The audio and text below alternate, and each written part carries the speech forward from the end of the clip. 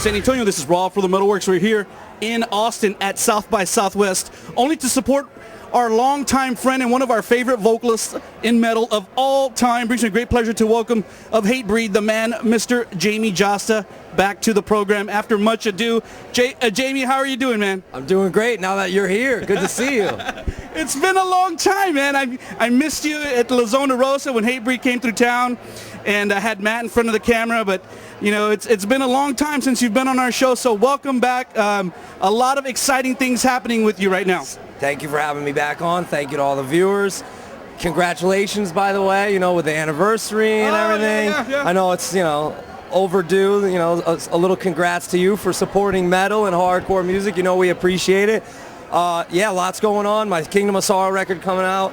It actually just came out, and we've got to get you a video for it. We just did a video for Led Into Demise. I'm here doing my solo show. My solo album's dropping Halloween. All right. Hatebreed DVD coming out. Lots of stuff.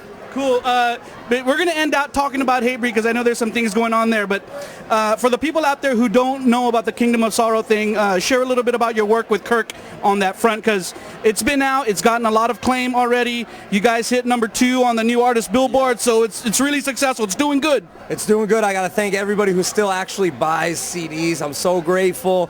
We already sold a ton of copies in the first 3 weeks, and we just did a little tour, and we had so much fun on that. And Kirk's one of my heroes from the old school, you know, Crowbar days, and we're just really psyched to be, you know, working together. And he's out with Down right now, and I'm going out with Hatebreed. So hopefully our paths will cross again a little bit later on this year, and we'll do some more shows. Yeah, that's what I wanted to ask. I mean, at least down here in the Southwest, we haven't, you know, heard or really seen of any Kingdom of Sorrow performances. Is that something that you really want to do in support of this release? We got to do Texas. Everybody's hitting us up from Texas. We got to do it, and hopefully, you know, we're gonna just, our paths will cross again, me and Kirk, like the end of this year, or maybe in the fall, maybe late summer. I don't know, but it's been great. You know, I'm just happy that the fans are into it and that people are you know, mobilizing to go out and get the record, because it's so hard nowadays with the downloading. So thank you if you spent your hard-earned money. I wrote a special note to all the fans inside the CD. Please read it, and you know, check my MySpace and check my website, jamiejasta.com, and Kingdom of Sorrow. And you know, thank you so much, and thank you for supporting it. I'm really excited, and I really just came up here for you, really. Oh, I usually stay away from South by Southwest because it's so crazy. It's crazy, I know. But I came up here for you. And props to my people at Adrenaline in Jersey. Yeah, Marie, I love you. You're the greatest ever. Send her this clip.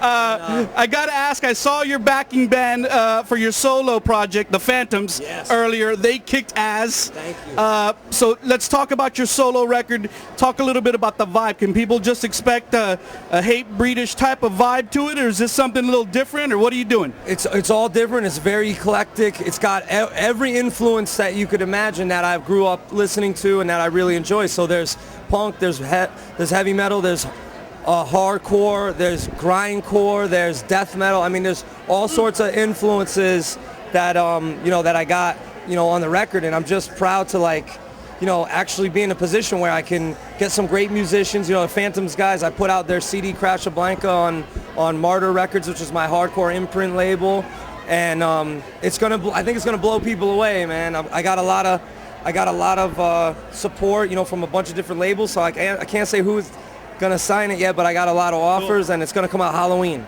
Cool. We're all really excited to hear it.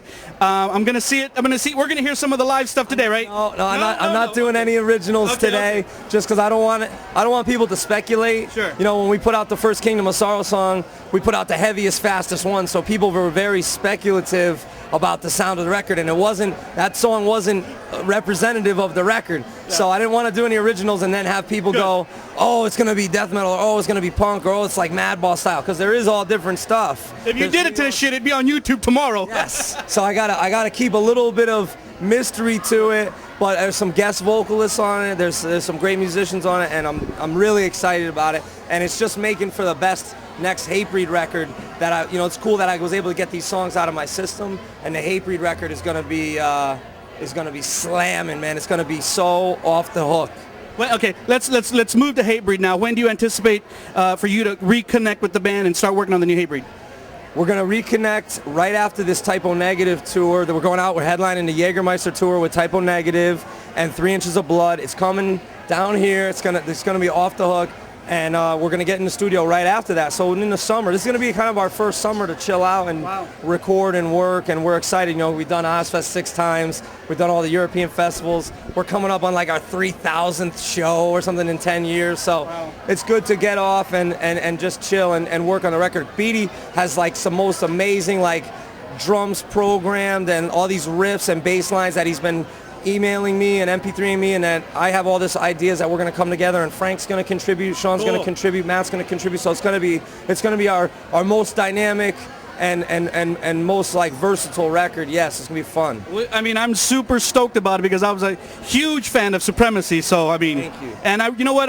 When I got you here, I don't want to talk about Supremacy right now, but I just want to say thanks to you, man, for opening up like you did to the fans and people who love you, support you, and will continue to do so for your career. So thanks for giving all of that to people out there and putting yourself out there, man, really. My pleasure, and I'm so happy that it affected people in a positive way. I want people to know that, you know, I'm just trying to make my life better and do good things for good people, and hopefully I believe that it all comes back around in the fold.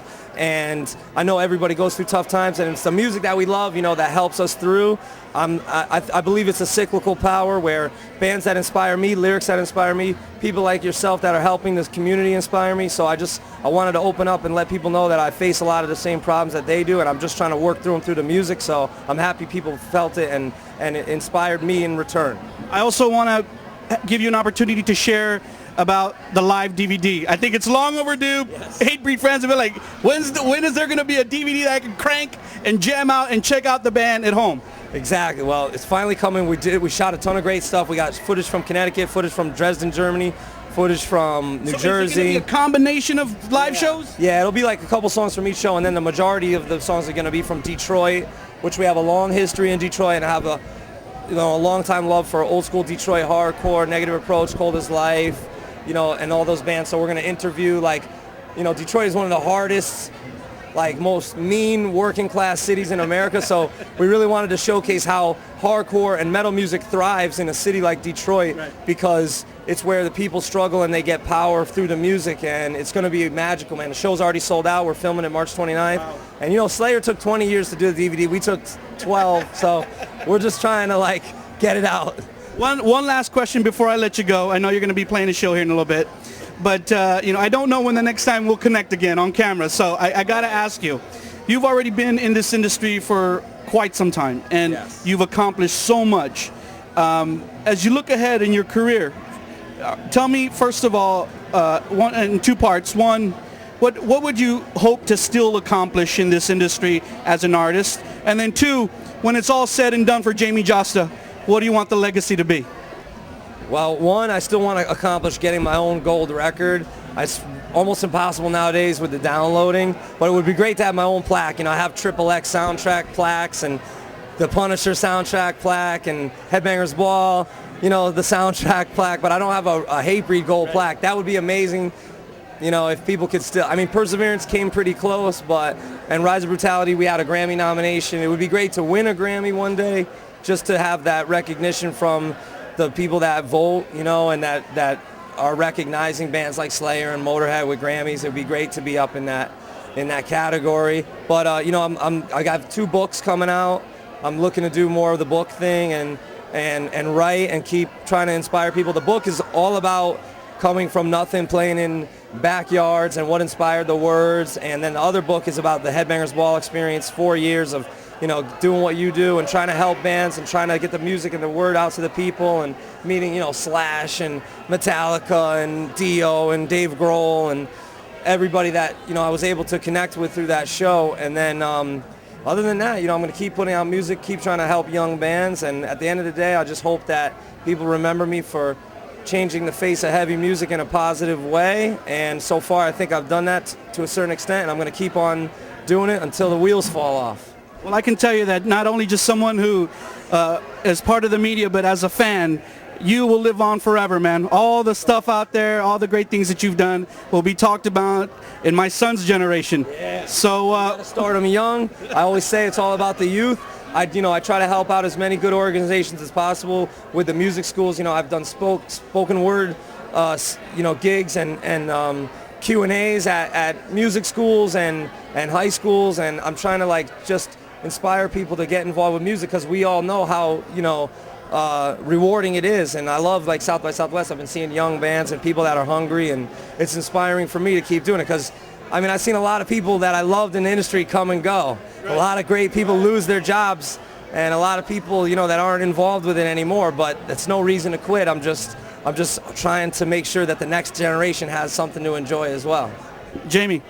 Rob, thank you so much, brother. Great to see you. Thank you to all the viewers, San Antonio, Austin, everywhere, in Texas, South Texas. I love you.